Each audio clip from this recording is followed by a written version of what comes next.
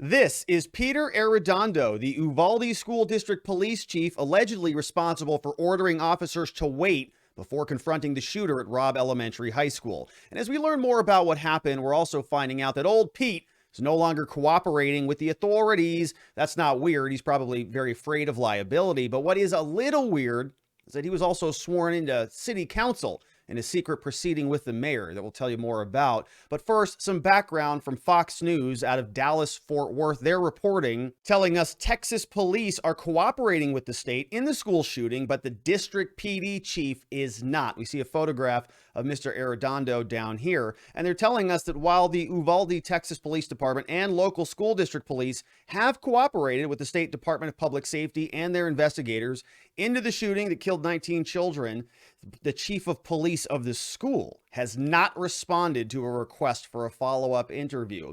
And why might that be? Well, if he did something criminally negligent, or if he did something that was a breach of his duty as a sworn officer, maybe he actually contributed to additional deaths, some sort of negligent homicide thought, right, could be criminal liability. And so police are no different from you or me or anybody else facing potential criminal culpability. Don't talk. Exercise that beautiful right to remain silent. Otherwise, you may end up in a whole additional world of hurt. So he's going to take a little bit of legal counsel advice probably and shut up. But the Uvalde Police Department and the Uvalde Consolidated Independent School District Police Force have been talking to the authorities, according to a Texas DPS spokesperson. Local authorities, of course, under pressure, saying that the way this was handled was, of course, the wrong decision. Quote, Pete Arredondo, the Uvalde School District Police Chief, has not responded to Texas Rangers in about 2 days for a follow-up interview after his initial statements following the shooting. Reportedly, Arredondo made the decision to not immediately confront the shooter, Ramos, 18, at Robb Elementary during his rampage. Authorities waited in the school hallway for nearly 50 minutes before breaching the classroom door. Authorities say that Arredondo thought the situation had transitioned from an active shooter to a barricaded subject, and that's why they had to wait for tactical equipment and for keys to unlock the door. All right, so we have more from Fox. They tell us the police response, as well as the flow of inaccurate information, and there are more headlines today saying that this guy and the people on charge at the scene didn't even have enough communication inbound for them to be able to get updates that 911 calls were coming in still from inside the classrooms.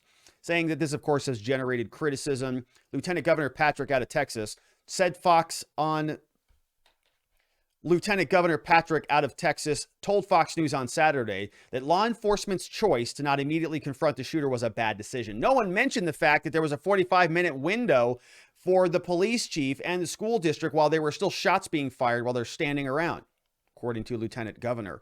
We have this confirmed from other people on Twitter. Tony Polotsky is an investigative reporter from KVUE. He says the same thing, that Texas DPS is confirming that story, and he got the Texas Star Reporter of the Year, so he must know what's really going on there in Texas. But he also confirmed, saying that Uvalde and Uvalde CISD departments have been cooperating with investigators. Okay, so that means that the police departments themselves, of course, have been cooperating. They're on the same team. But the police chief, Mr. Arredondo himself, has not. He's sort of, I better maybe lawyer up or zip up, start invoking those rights. Otherwise, maybe he has some criminal culpability. But we know something else interesting happened very recently. NBC News reporting Uvalde police chief, who delayed the officer response to the shooting, is set to join the city council. Peter Arredondo, chief since 2020, campaigned on communication and outreach to those in need. Beautiful campaign slogans. And communication's pretty important, like if you're in the middle of an emergency crisis and kids are being massacred. Written by Safia Sami Ali on May 27th, police chief who reportedly made the call to not immediately send officers into the school was elected to Uvalde City Council just 3 weeks ago after running a platform of communication and outreach. Arredondo apparently stopped at least 19 officers from breaking into the school as the gunman opened fire. This is a screenshot. Of one of Pete Arredondo's city council signs. Elect him for District 3. He's going to get out there and make sure you've got a nice, safe community with a lot of communication and outreach. NPR tells us a little bit more about him, some background, saying that Arredondo started out his career in law enforcement working at the Uvalde Police Department. After spending 16 years there, he went over to Laredo, border city, located about 130 miles away to the south, for Webb County Sheriff's Office and then a local school district, according to a 2020 article. The School District Board of Trustees approved his appointment to the spot as the School District Police Chief.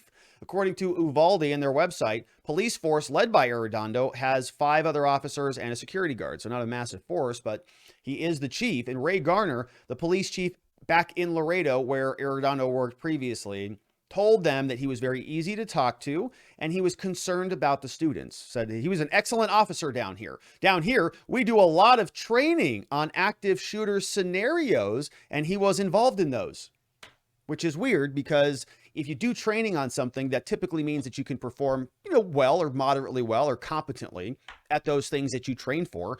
And if you are somebody who's really bad at those trainings, normally you kind of filter those people out. It's like, Rob, you can't dunk a basketball, okay? Just get over it. You can't be on our team if you want to dunk.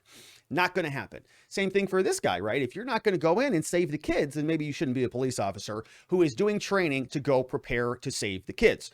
So Mr. Arredondo had a lot of training. None of it really came into effect.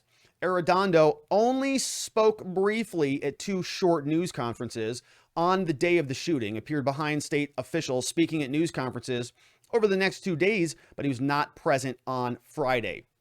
After the news conference, members of the media converged at Arredondo's home, and police cruisers took up posts there. At one point, a man answering the door at Arredondo's house told a reporter for the AP that Arredondo was, quote, indisposed.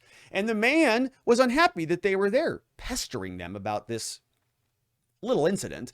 Says, the truth will come out, the man said before closing the door. And I don't know what that means. The truth about what? What Arredondo did or didn't do? Did he not preclude those 19 officers from going in? Because if he didn't do that, then, well, I guess he's going to have to make a statement through a lawyer, or he's going to have to do something about this. But right now, looking like one of the best self-defense tactics is to not talk to the cops. He's a cop. He knows that better than anybody. So he's not talking to the cops.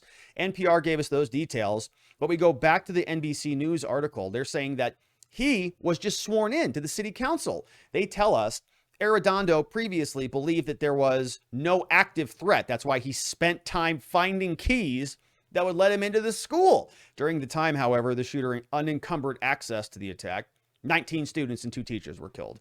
Arredondo was not present on Friday, and he did not immediately return a request for comment about his swearing in the dark of night, behind closed doors. He got elected 3 weeks ago to city council, and now right in the middle of this tragedy, he gets sworn into the city council's office. We go back to Tony Plohetsky, who knows everything about Texas, and says, breaking. He was officially sworn in by the city council on May 31st. Mayor Don McLaughlin confirms this in a statement. This comes hours after DPS said he's not responding to a request for an interview. The statement came out and says, from Mayor Don McLaughlin of Uvalde, says that Uvalde council members were sworn in today as part of the city charter. Out of respect for the families who buried their children today and who are planning to bury their children in the next few days, no ceremony was held. Well, that's very respectful. It's also very avoidant, isn't it? Our parents deserve answers, and I trust the Department of Public Safety and the Texas Rangers will leave no stone unturned. Our emotions are raw, hearts are broken, words are sometimes exchanged because of these emotions. I want Lieutenant Governor Dan Patrick to know that I misunderstood statements I thought he said. We both attended the same law enforcement briefing. We appreciate the concern Dan Patrick has for the citizens of Uvalde and local law enforcement.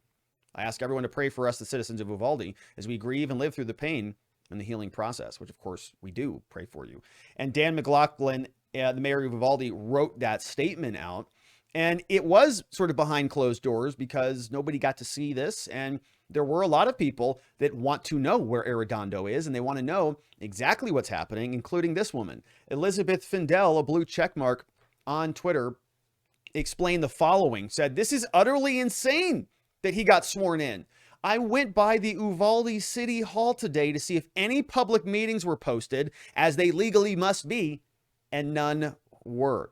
So the mayors and the city council people and all of the people in that little club, they're supposed to kind of do things by the book and tell the public about this. We're going to have a meeting. We're going to swear these people in. Elizabeth Findell went over there to take a look and nothing was there.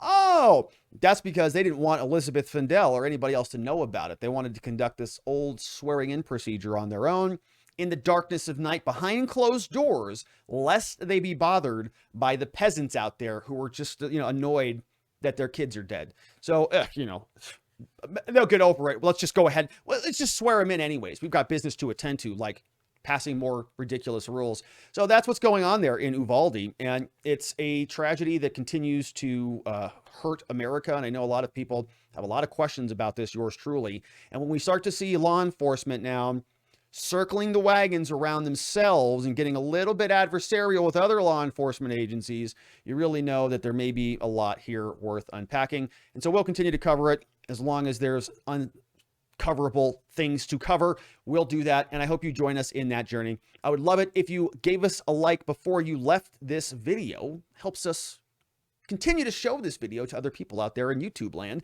And I'd love it if you subscribed before you got out of here, because I look forward to seeing you on the next one.